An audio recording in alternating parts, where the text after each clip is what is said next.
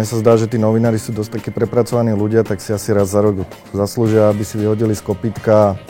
To je úplne ideálna akcia, stretnú sa tam ľudia, ktorí sa možno niekoľko týždňov nevideli, takže asi potom to celé je, neviem to už presnejšie definovať. Teším sa, samozrejme, že sa teším, každý, kto tam chodí, sa teší. Pre mňa je to obrovský relax, stretnem tam ľudí, ktorých som pár dní alebo pár týždňov nevidel, rád si s nimi pokecám, rád si s nimi vypijem nejaký pohárik, neviem teda, či to môžem hovoriť do kamery, ale asi áno. Tak sa spolu zabavíme a asi to patrí k tomu, že keď tí novinári majú taký upracovaný život a sú stále v strese, takže si môžu dovoliť aspoň jeden večer vyhodiť si z kopytka.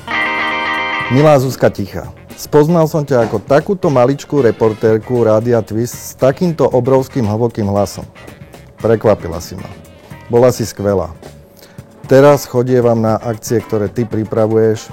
Media Party sú stále skvelé. Prajem ti vydržať.